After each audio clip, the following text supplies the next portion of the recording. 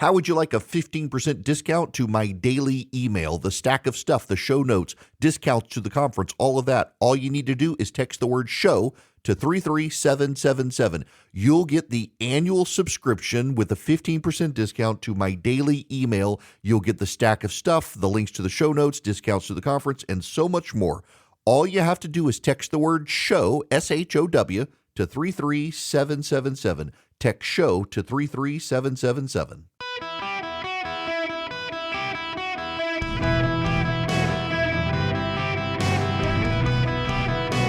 Welcome to the Erick Erickson Show podcast, Hour 3.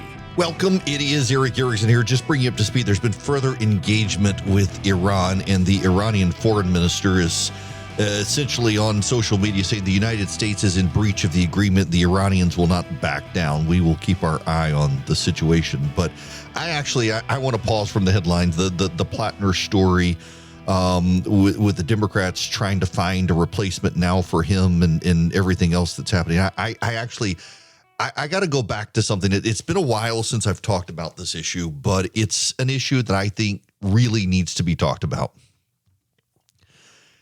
There's a story from CNN, Edward Isaac Devore. Let me just read you the headlines here from this particular story. As Israel becomes a Democratic litmus test, Jewish progressives warn about a tilt into anti-Semitism. Representative Becca Balint helped Senator Bernie Sanders craft and lead efforts to cut U.S. arms sales to Israel, wrote an op-ed calling Israel's war in Gaza a genocide, and has stood proudly with fellow progressives for 2 decades. But Balint was wincing last week as she stood on the steps of the Capitol recounting the warning she gave her congressional staff. I know at some point there will be a day of reckoning because I still believe that Jews should have a homeland, the Vermont Democrat told CNN. There will be people, I think some of my own supporters, who will turn on me because I still believe in a 2-state solution. I still do. I still believe that Israel should be safe and secure. I believe that the Palestinians have been so ill-treated for so long and deserve a safe and secure homeland. I do not believe Israel should be dismantled. Balint described being shaken to her core watching the video of Scott Wiener, the California state senator running for retiring Representative Nancy Pelosi's seat, recently being hounded out of a transgender rights event by angry shouts, including, "You stop being queer the moment you started supporting Israel, you piece of excrement." She described a familiar ache, like the people who tell her that homophobia doesn't exist and then ask her what it means that she's a lesbian. Like the House Democratic colleague she wouldn't name, who she said came to a bipartisan anti-Semitism task force meeting and said, quote, "I didn't really think there was an anti-Semitism issue anymore because all the Jews are rich." Like the people who accuse Jewish politicians of having dual loyalty. Now, that one, I didn't talk about it when it happened the other week. Scott Wiener is super progressive. Scott Wiener is the hyper-progressive Democrat who decided to challenge Nancy Pelosi. She ultimately decided to retire. He's the guy who made it no longer a crime to transmit HIV knowingly in blood and stuff like that.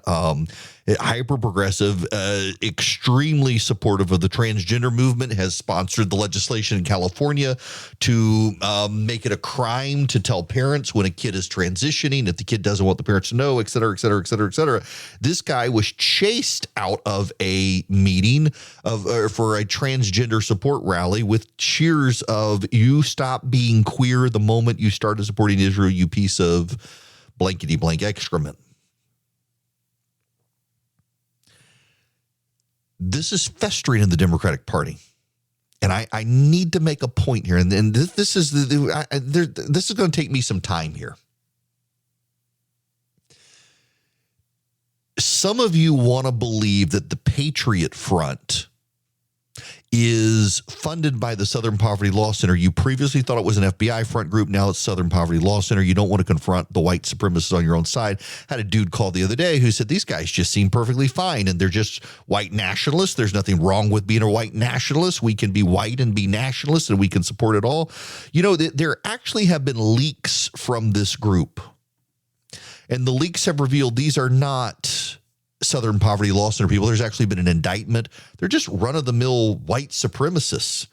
There's a pretty large account that exposes white nationalists on Twitter called Hitler Hated Christ. because Hitler did hate Christ, and these people who are white nationalists and the neo-Nazis who claim to be Jesus as Christ as king sort of people, that they don't believe it. Let me just read you some of this. More from accepted Patriot Front membership interviews. Frustrated that he can't express his true feelings for National Socialism, Nazism, and society today. He says he believes everyone is a degenerate piece of crap, except he didn't say crap. Long Nazi propaganda documentaries online are what got him. Here's another one. He became racially aware in high school. He adopted QAnon. He's slowly reading about terrorist attacks. Here's another one. Pentecostal might go Catholic, driven by his hatred for what is in front of him regarding moral questions. It goes on and on. These are, in fact, the Patriot Front membership interviews. They were leaked online from a group chat. These are not Southern Poverty Law Center paid plants, but they're also not getting elected to office like the anti-Semites on the Democratic Party side.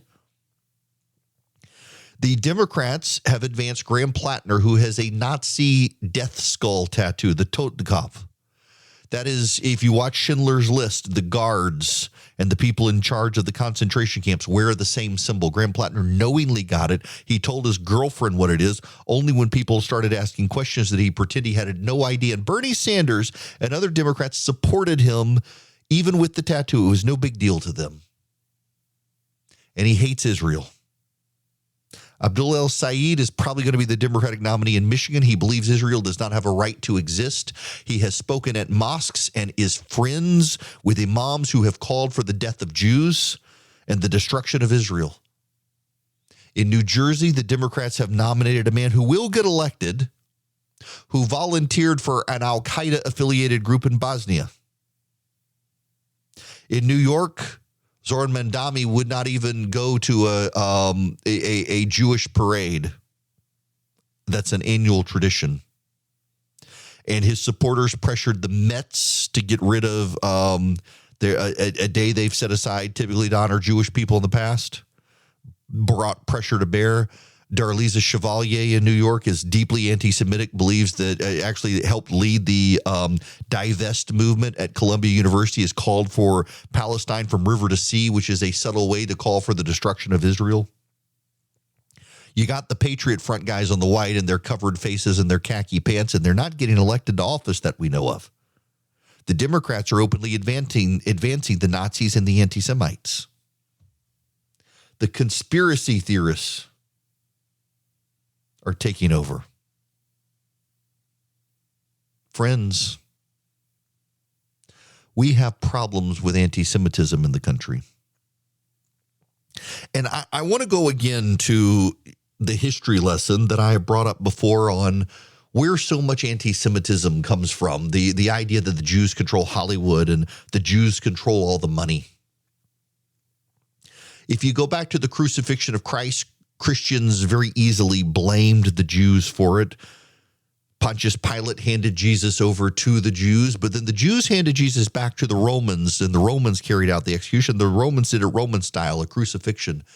The Jews would not have done that. The Romans did, and the point of the story is that everybody's complicit. It wasn't the Jews, it was everybody. In the early church,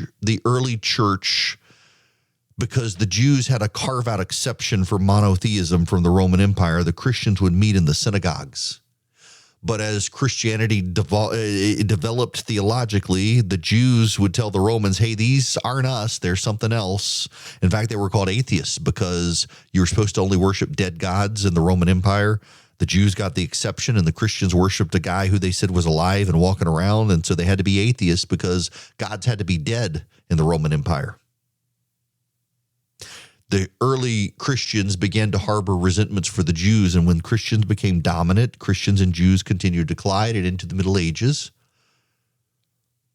As usury and other things were taken seriously, the Jews were put in charge of money lending by the Christian governments in Europe because the Christians decided it was a sin to borrow money and to go into debt and to lend people money and to charge interest, but they needed it to happen, so they made the Jews do it.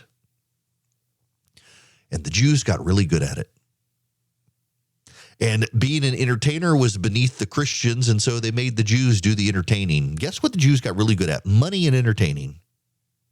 And today you look at Hollywood, you see a lot of Jewish entertainers, you see a lot of Jewish comedians. I mean, they've had a lot of trauma in their lives, and trauma makes good comedians. So, of course, you got a lot of Jews who are comedians. But you see Jewish people in Hollywood, you see Jewish people who makes the Rothschilds. You know why they're there? They're there because of the Middle Ages. The Christians made them do the jobs that the Christians thought were too sinful for them to do. The jobs beneath the Christians, the bankers, running the guilds, running the entertainment, the theater, the troops, the court jesters. And so those are the skills that the Jews developed. And now people resent the Jews for being in charge of money and being good at money and being in entertainment. And they're there because the early Christian medieval church punished them, they thought, by putting them in those positions. And now it's a grand conspiracy theory. And that conspiracy theory and that poison is playing out with the state of Israel. Why is Israel there? Israel is there because after the Holocaust, they decided to give the Jews their own nation again. Why did the Jews not have their own nation? Because in 100-something AD, the Roman emperor, Hadrian, decided to purge them. Now, you will recall that in 70 AD, the Roman emperor tore down the temple, but the Jews were allowed to stay. But the emperor Hadrian, who built Hadrian's Wall, got so completely fed up with them in, I want to say 125 AD, something like that. He banished the Jews from Judea and renamed it Palestine.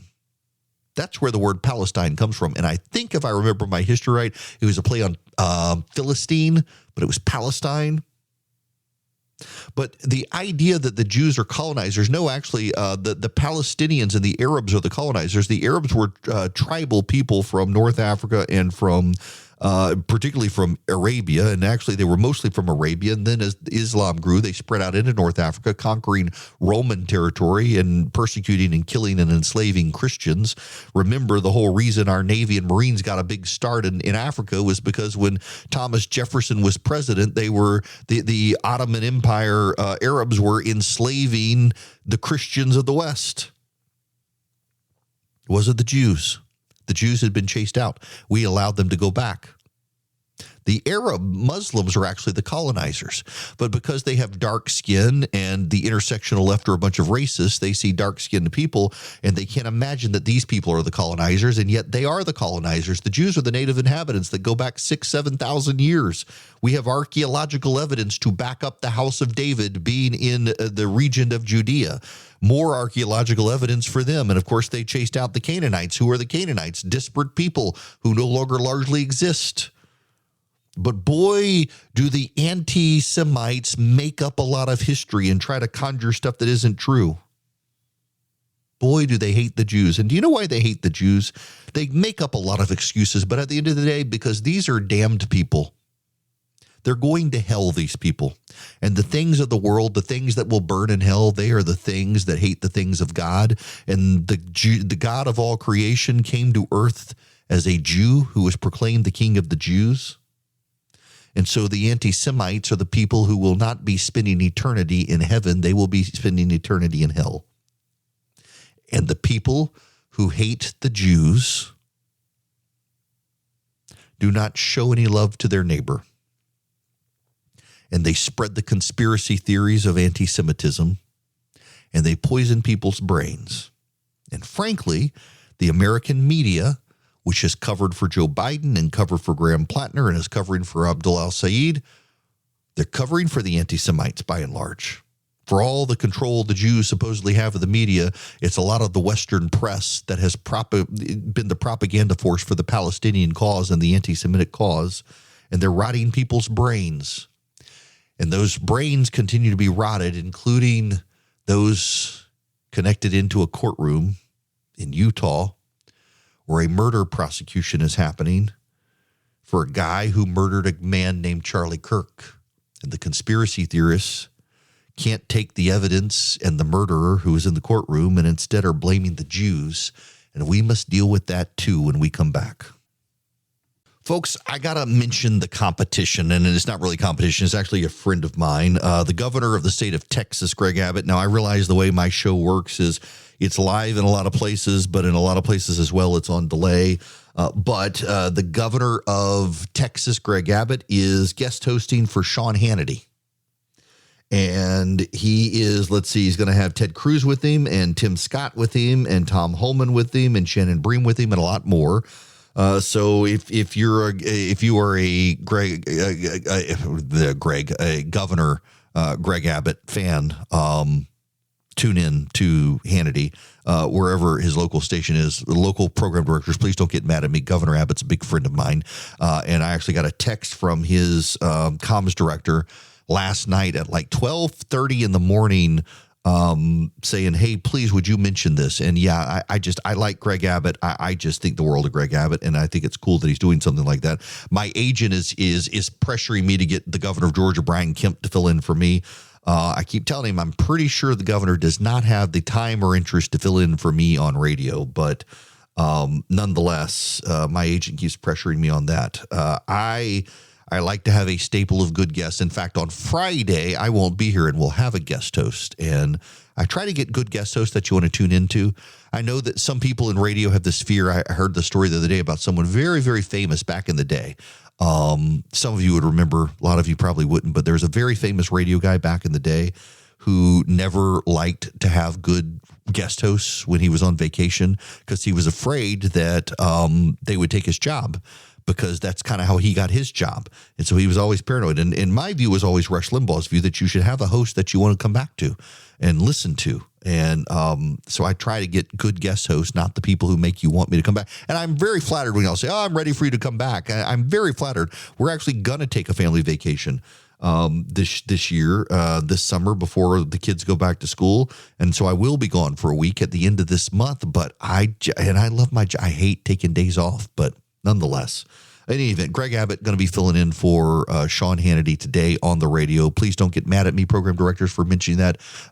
Sean's a friend, Abbott's a friend, and come back for me nonetheless. We need to move on now, because we got to talk about the Charlie Kirk situation and the investigation out there. But before I do any of that, I got to tell you about American Financing, because they are very, very willing to help you deal with your credit card debt, because a lot of people have a lot of credit card debt out there right now, and it's a real problem. So I want you to know that with higher prices here and with people in credit card debt, you may have a low interest rate on your home, but it's not doing you any good when you have 25% on your credit cards and you're maxed out on them. People are calling American Financing for help with this. The average savings is $800 a month using equity to break free of credit card debt.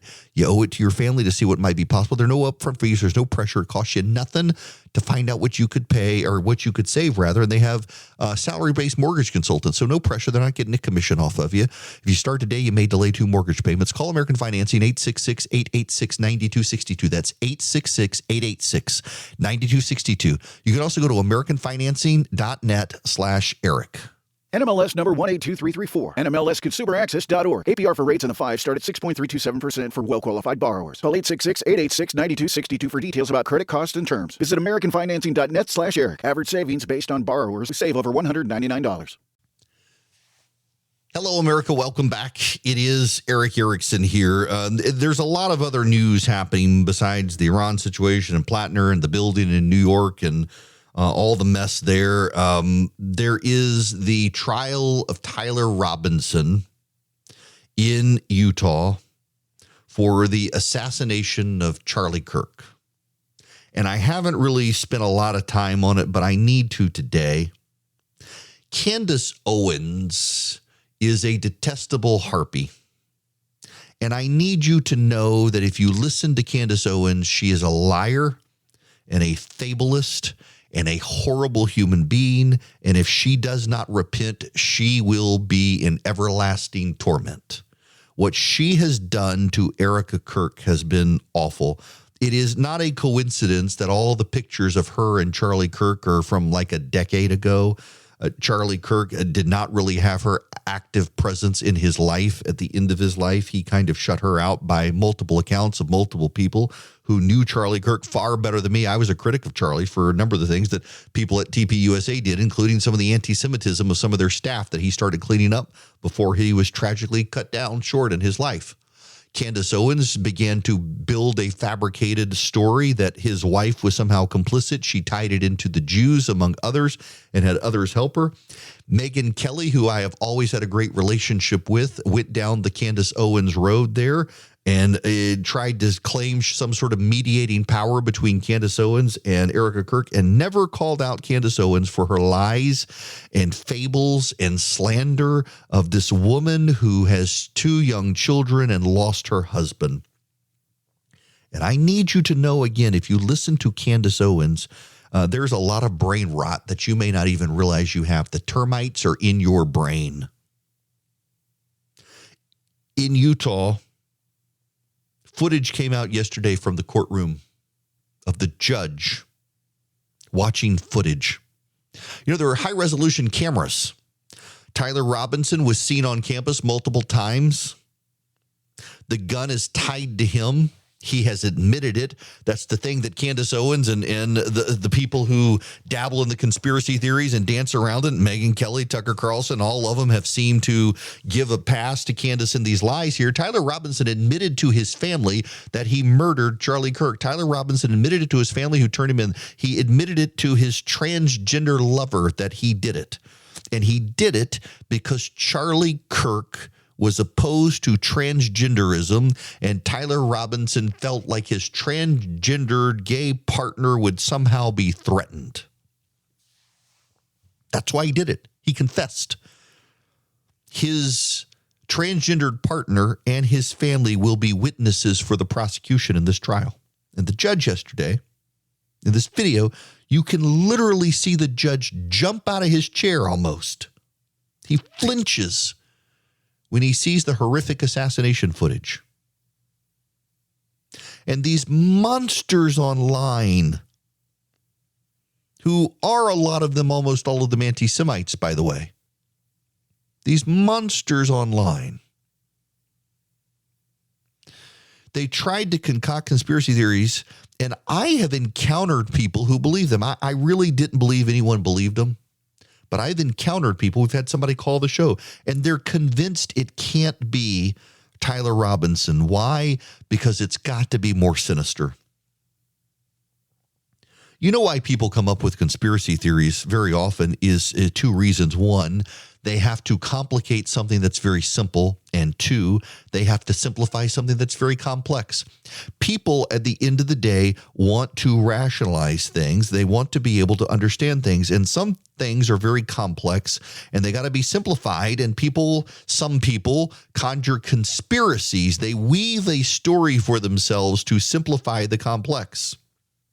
But in other times, stories are pretty straightforward, pretty simple, and they can't acknowledge it. They can't believe it because life is messy and life is often complicated. And so when they find the simple explanation, they can't accept the simple explanation because, by God, it's got to be complicated. And in this situation, we have the shooter who we have his confession to multiple people. We have the weapon. We have the eyewitnesses. We have the video footage on the campus. We have all of these things. But no, it must be the Jews because there's got to be a sinister, titillating answer to this to keep people coming back for more. Because if you just say, oh, it was Tyler Robinson and he's a transgender activist and he killed him, well, then you can move on from the story. And you're not going to come back for more. You're not going to come back for answers. You're not going to come back for the why. And so they got to complicate it. They got to complicate it because they need to weave a complex story that leaves you guessing and leaves them the master of the narrative. And the master of the narrative is to manipulate you. Charlie Kirk should be alive today. It wasn't just a murder, it was a political assassination.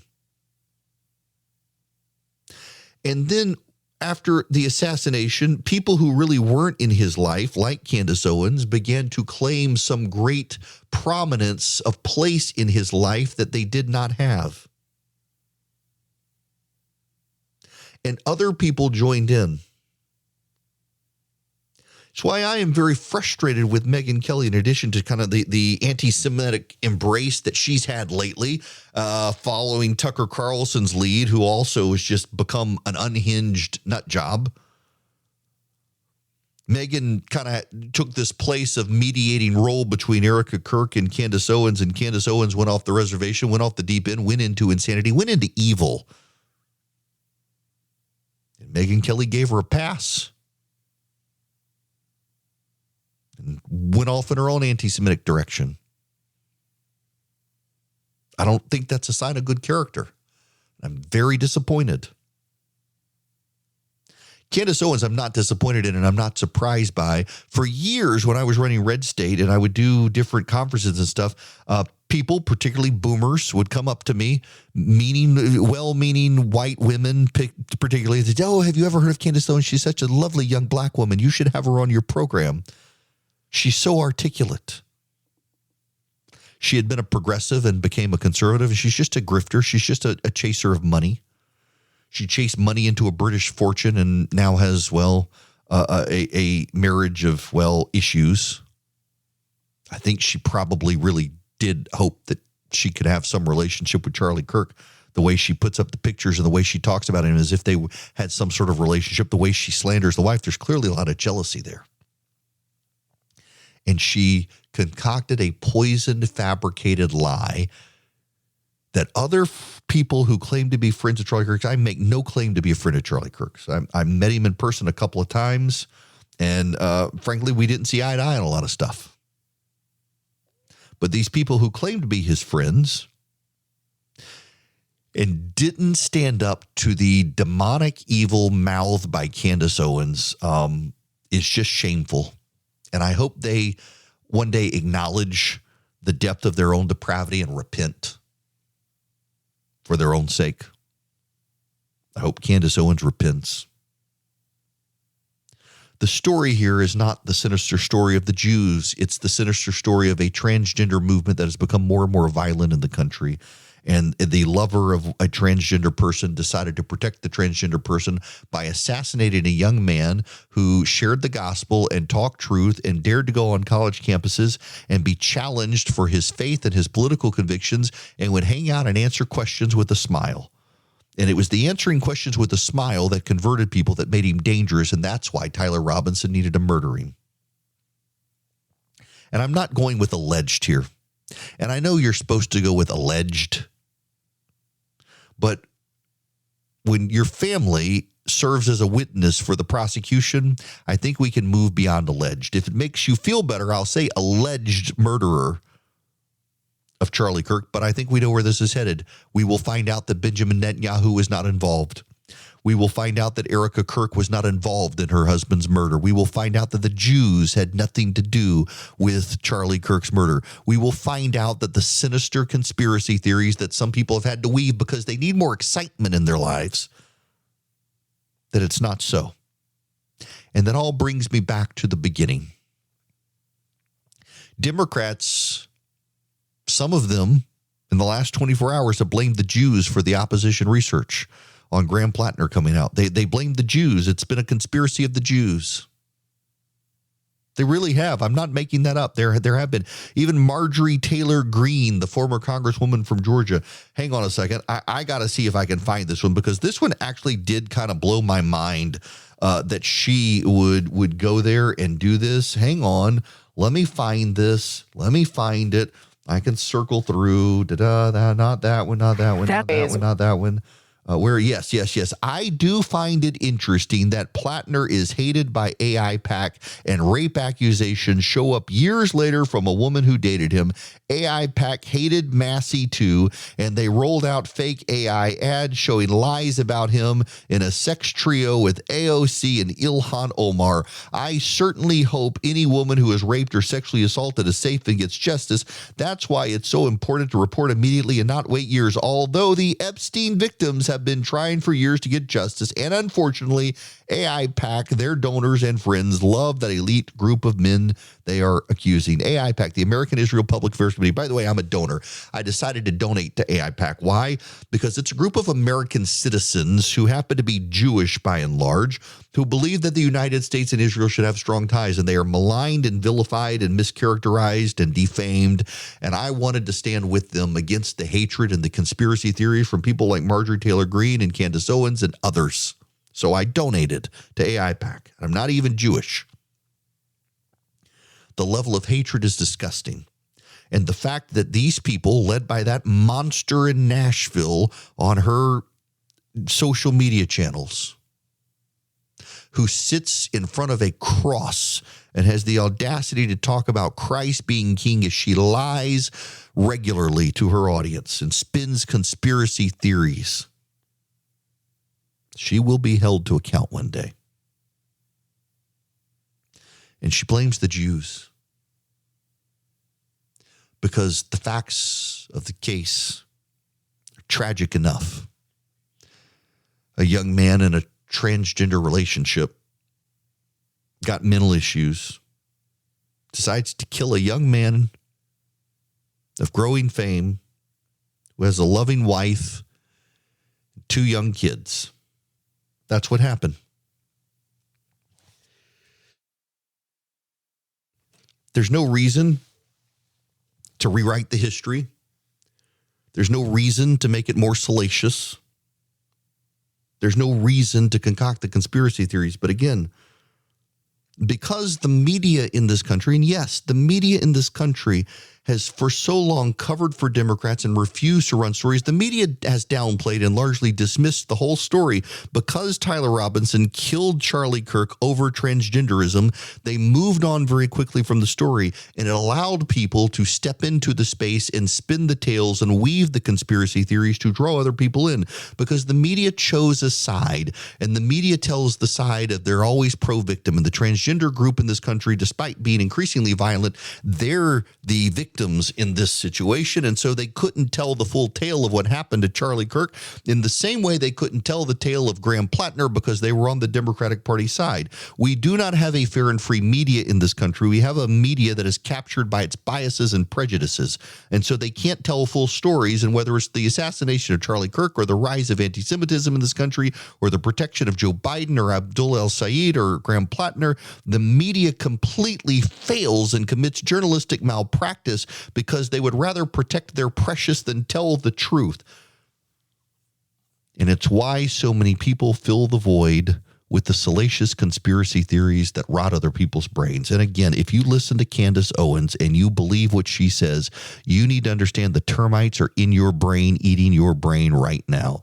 Shame on you. Change the channel away from her to something that is truthful, not built on lies. And I sure hope she repents. Always one for a good liner. Welcome back, by the way. Senator John Kennedy of Louisiana was on with Kellyanne Conway last night, filling in for Sean Hannity, and this is his great one-liner. With respect to to Mr. Plattner, he was nominated by the Hamas wing of the Democratic Party, which is in control. With respect to the new allegations or revelations about him, I, of course, was completely shocked. Who could possibly have seen this coming? It's not like there were signs or something. I tell you who saw it coming. Every American who was paying attention and who has an IQ above a toaster knew that this guy's motherboard was fried. Even my colleague, Senator Schumer, who can't even cook a cheeseburger, saw this coming. He did. And by the way, it was Schumer's team, I am led to believe, that actually orchestrated this final push to get Plattner out of the race. Now, I got to bring all this home. The dereliction of the media in this country is a lot of why we're where we are right now. Because if we have a media that everybody can trust and say these are honest brokers, you don't have the conspiracy theories. You don't have the anti-Semitism. You don't have the Charlie Kirk assassination conspiracy theories. You don't have that stuff. When everybody can say, okay, I trust this person, the media, to give me it fair and square. And we don't have that. It's CNN, MS Now, Fox News, Newsmax. We really don't. I think the closest you get is probably News Nation, a network that I love. My buddy Leland Vittert does such a great job at News Nation. But we don't really have that for the most part anymore. And what's so interesting in the dynamic is that Republicans, we sound the alarm so often for the Democrats, and the Democrats don't believe us. We sounded the alarm that James Tallarico would fall flat in Texas, and the Democrats didn't believe us. We sounded the alarm on Graham Plattner repeatedly, and the Democrats have chosen not to believe us. We're sounding the alarm now on Abdullah el-Sayed in Michigan, and the Democrats choose not to believe us. We keep sounding the alarm, and the Democrats keep saying, oh, if the Republicans believe this, we shall believe the opposite until it's too late. The fact of the matter is, you Democrats, you should have stopped at the Nazi tattoo. You should have stopped at the Nazi tattoo, but you didn't. And then you should have stopped at the Reddit comments about the hookers in Thailand and the cocaine binges in Europe while in the military, and you didn't. And then you should have stopped at the women who were raped kind of got what they deserved comments, and you didn't. And then you should have stopped at the fabricated biography that his father bought his house for him. It wasn't a VA loan, and you didn't. Then you should have stopped at the he's not really an oyster farmer. This is cosplay, and he actually decided to start running for the Senate before elevating that he was an oyster farmer, and you didn't. And we kept pointing it out and said, Democrats, you got a problem with this guy. You got a problem with this guy. And now suddenly, here you are in Maine. You thought you could finally beat Susan Collins. You thought you could finally beat Susan Collins. And you're probably not going to now. And that largely precludes you from taking back the U.S. Senate. Now, events change things. I say that all the time. Events change things. Something could happen. The president could have a real blowout. You never know what could happen. But the odds are right now you don't take the Senate back, because the path always kind of ran through Maine. It was always going to be hard to begin with. But you people on the left, you keep relying on a media that no longer tells you the truth. It tells you what you want to hear, like so many people do. I just want to reassure you, I always try to tell you the truth. Whether you agree with me or not, I try to get it right and try to correct it when I'm wrong. We got too many people out there with deluded, insane, crazy conspiracy theory thinking right now, and I don't want to contribute to that. All right, I got to catch a flight. I will be broadcasting from Vegas tomorrow. See you guys tomorrow.